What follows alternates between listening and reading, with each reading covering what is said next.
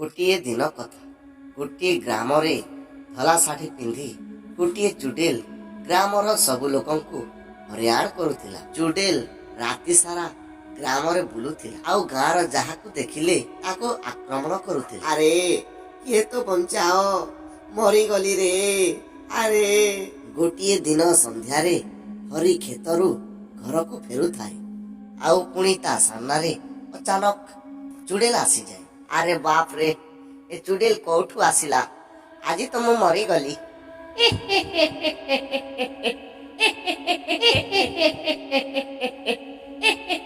ଆଜି ତ ମୋ ଶିକାର ମତେ ମିଳିଗଲା।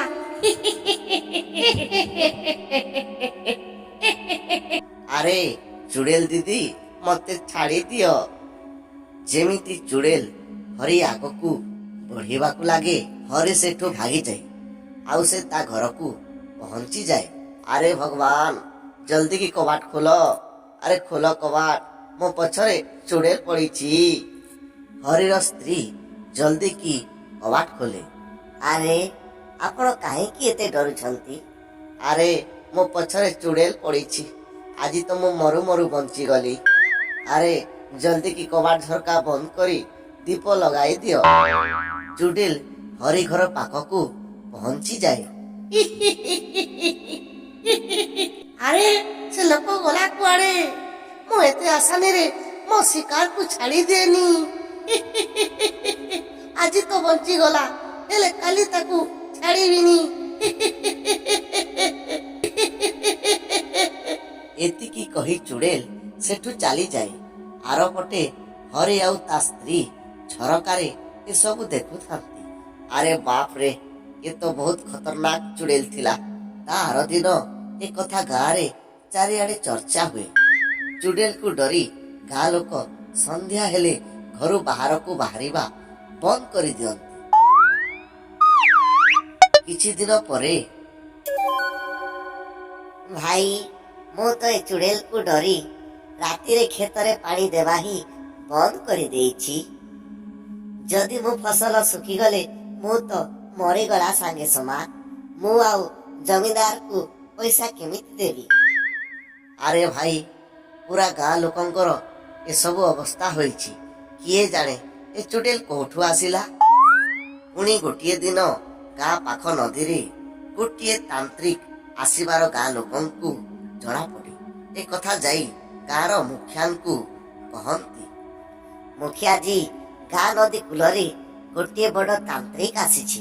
ଆମେ ତାକୁ ଯାଇ କହିବା କଥା। ମୁଁ ଶୁଣିଛି ସେ ବଡ ବଡ ଚୁଡେଲ ଆଉ ଭୂତ ପ୍ରେତକୁ ବନ୍ଦୀ କରି ନିଏ। ମୁଖିଆ ସବୁ ଗାଁ ଲୋକଙ୍କୁ ନେଇ ତାନ୍ତ୍ରିକ ପାଖକୁ ପହଞ୍ଚିଯାଏ। ଓଁ ଫଟ୍ ସ୍ୱାହା, ଓଁ ଫଟ୍ ସ୍ୱାହା, ଓଁ ଫଟ୍ ସ୍ୱାହା। ତାପରେ ତାନ୍ତ୍ରିକ ଆଖି ଖୋଲି କହେ, କଣ ହେଲା?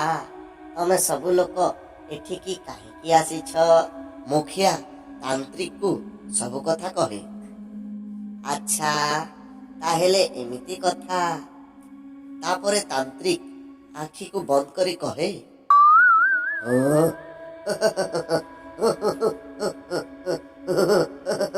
ମୁଁ ଦେଖୁଛି ତୁମ ପୂର୍ବଜରେ ବହୁତ ପାପ କରିଛନ୍ତି, ସେଥିପାଇଁ ଏ ଗାଁରେ ଚୁଡେଲ ଆସିଛି। ଏ ଚୁଡେଲ ବହୁତ ଖତରନାକ ଅଛି। ଏ ଚୁଡେଲ କାହାକୁ ବି ଛାଡିବନି। ଏ ଭଗବାନ, ମରିଗଲୁ ରେ। ତାପରେ ଗାଁ ମୁଖିଆ କହେ, ବାବା, ଆମକୁ ଏ ଚୁଡେଲରୁ ବଞ୍ଚାଅ ବାବା। କିଛି ତ ଉପାୟ ଥିବ। ୟାର ବାସ୍ ଗୋଟିଏ ଉପାୟ ଅଛି। ସବୁ ଗାଁ ଲୋକଙ୍କୁ ଦିନକୁ ଜଣକର ଅଧା ଫସଲ ପ୍ରତିଦିନ ପାହାଡରେ ରହିଥିବା ସେ ଗୁମ୍ଫାରେ ଛାଡିକି ଆସିବାକୁ ପଡିବ। ତାପରେ ଯାଇ ସେ ଚୁଡେଲର ଭୋକ ମିଟିବ ଆଉ ଅଭିଶାପର ପ୍ରଭାବ ବି କମିଯିବ ଆଉ ତମେ ସବୁ ବଞ୍ଚିଯିବ। ସବୁ ଗାଁ ଲୋକ ତାନ୍ତ୍ରିକର କଥାକୁ ମାନି ସେଠୁ ଚାଲିଯାଆନ୍ତି। ପୁଣି ତା ଆର ଦିନ ଗାଁ ଲୋକ ଦିନକୁ ଜଣେ ଅଧା ଫସଳ ନେଇ ସେ ଗୁମ୍ଫାରେ ଛାଡି ଆସନ୍ତି। କିଛି ଦିନ ଗଲା ପରେ ହରିର ଦିନ ଆସେ। ଆରେ ବାପ ରେ, ଆଜି ତ ମୋର ପାଳି ଅଛି। ସେ ଗୁମ୍ଫାକୁ ଯିବାକୁ ତ ମତେ ଭାରି ଡର ଲାଗୁଛି। ସେ ଚୁଡେଲ ତ ବହୁତ ଖତରନାକ ଅଛି। ସେ କଥା ଭାବି ତ ମୋ ମୁଣ୍ଡ କାମ କରୁନି। ପୁଣି ଡରି ଡରି ହରି ଶଗଡ଼ ଗାଡ଼ିରେ ଫସଲ ରଖିନିଏ। ତାପରେ ହରିର ସ୍ତ୍ରୀ କହେ, ଟିକେ ଶୁଣିଲ, ଦେଖିକି ଯିବ, ସନ୍ଧ୍ୟା ହେବା ପୂର୍ବରୁ ଫେରି ଆସିବ। ସେ ଚୁଡେଲକୁ କିଛି ବି ବିଶ୍ୱାସ ନାହିଁ। ହରି ଶଗଡ଼ ଗାଡ଼ିରେ ବସିକି କହେ, ଭଗବାନ, ମୁଁ ଆଉ କଣ ଫେରିବି? ମତେ ତ ଲାଗୁଛି ମୋ ଖବର ହିଁ ଆସିବ। ଏତିକି କହି ହରି ସେଠୁ ଚାଲିଯାଏ। ଜଙ୍ଗଲ ରାସ୍ତାରେ ଯାଉ ଯାଉ ହରିର ଶଗଡ଼ ଗାଡ଼ି ଚକା ଗୋଟିଏ ନାଳରେ ଫସିଯାଏ। ହେ ଭଗବାନ, ଏ କଣ ହେଲା? ହରି ତଲକୁ ଓହ୍ଲାଇ ପୁରା ତାକତରେ ଶଗଡ଼ ଗାଡ଼ିକୁ ଟେକିବାକୁ ଲାଗେ। ବହୁତ ସମୟ ଚେଷ୍ଟା କଲା ପରେ ହରିର ଶଗଡ଼ ଗାଡ଼ି ବାହାରକୁ ଆସେ। ହେ ଭଗବାନ, ଏବେ ତ ସନ୍ଧ୍ୟା ହବ। ଆଜି ତ ମୁଁ ଗଲି, ଆଜି ଆଉ ଫେରିବିନି। ଯେମିତି ସେମିତି ହରି କଲା ଗୁମ୍ଫାରେ ପହଞ୍ଚିଯାଏ। ଆରେ ମରିଗଲି ରେ। ଏଠି ତ ଚାରିପଟେ ଡର ଦେଖାଯାଉଛି। ମୁଁ ଆସିବାରେ ବହୁତ ଲେଟ୍ କରିଦେଲି। ଯଦି ଚୁଡେଲ ନାରାଜ ହୋଇଯାଇଥିବ ତ? ହରି ଫସଲ ସେଠି ରଖି ଯେମିତି ଯିବାକୁ ଲାଗେ, ତାପରେ କିଏ ଆସିବାର ଆୱାଜ ଶୁଣିବାକୁ ପାଏ। ହରି ଗୋଟିଏ କୋଣରେ ଲୁଚି ଦେଖିବାକୁ ଲାଗେ। ଚୁଡେଲ ସେଠିକି ଆସେ ଆଉ ଚୁଡେଲର ମୁହଁରେ ଲାଗିଥିବା ମାସ୍କ ଖୋଲି ଦିଏ। ହରି ଦେଖି ଆଶ୍ଚର୍ଯ୍ୟ ହୁଏ। ତାପରେ ଚୁଡେଲ କହେ, ଭାଇ, ଭାଇ, ଏଠିକି ଆସ। ଆଜି ତ ବହୁତ ଚାଉଳ ଆସିଛି। ଏସବୁ ନେଇ କାଲି ସହରରେ ବିକ୍ରି କରି ଆସିବା। ଆଉ ଆମେ ତ ପୁରା ମାଲାମାଲ ହୋଇଯିବା। ଭିତରୁ ନଦୀ ପାଖରେ ରହୁଥିବା ତାନ୍ତ୍ରିକ ବାହାରକୁ ଆସେ। ଆରେ ଏ ତ ତାନ୍ତ୍ରିକ ବାବା ଅଛି। ହଁ, ଏବେ ତ ଆମ ଦୁଇ ଜଣଙ୍କର ଜୀବନ ମଜାରେ କଟିବ। ଗାଁ ଲୋକଙ୍କୁ ତ ଉଲ୍ଲୁ ବନାଇବା ଏତିକି ବି ମୁସ୍କିଲ କାମ ନୁହେଁ। ହଁ, ତମେ ଠିକ କହୁଛ। ଚୁଡେଲକୁ ଡରି ଏ ଗାଁ ଲୋକେ ଏ କଳା ଗୁମ୍ଫାରେ ଚାଉଳ ପହଞ୍ଚାଉଥିବେ ମରିବା ପର୍ଯ୍ୟନ୍ତ। ଆଚ୍ଛା, ତାହେଲେ ଏମିତି କଥା। ଏ ଦୁଇ ଜଣ ଗାଁ ଲୋକଙ୍କୁ ଉଲ୍ଲୁ ବନାଉଛନ୍ତି। ତାହେଲେ ଏବେ ଯାଉଛି, ଏ କଥା ସବୁ ଲୋକଙ୍କୁ କହିବି। ହରି ସେ ଦୁଇ ଜଣଙ୍କର କଥା ସବୁ ଶୁଣି ଗାଁକୁ ଜଲ୍ଦି ଫେରେ। ଗାଁ ଲୋକଙ୍କୁ ସବୁ କଥା କହେ। ହଁ, ତାହେଲେ ସେ ଆମର ସବୁ ଚାଉଳ ନେଇ ସହରକୁ ଯିବା ପୂର୍ବରୁ ଆମେ ତାଙ୍କୁ ଧରିବାକୁ ପଡ଼ିବ। ସେପଟେ ନକଲି ତାନ୍ତ୍ରିକ ଆଉ ନକଲି ଚୁଡେଲ ବଣିଥିବା ମହିଳା ଗୋଟିଏ ଶଗଡ଼ ଗାଡ଼ି ଆଣି ସବୁ ଚାଉଳ ଏକାଠି କରି ବାହାରେ ଯିବା ପାଇଁ ରେଡି ହୋଇଥାନ୍ତି। ହଁ, ଜଲ୍ଦି କର।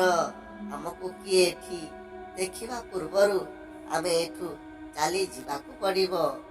ତାପରେ ସେ ଦୁଇ ଜଣ ଦେଖନ୍ତି ସାମ୍ନାରେ ସବୁ ଗାଁ ଲୋକ ହାତରେ ନିଆଁ ଧରି ଆସୁଛନ୍ତି। ଦୁଇ ଜଣ ପୁରା ଡରିଯାଆନ୍ତି।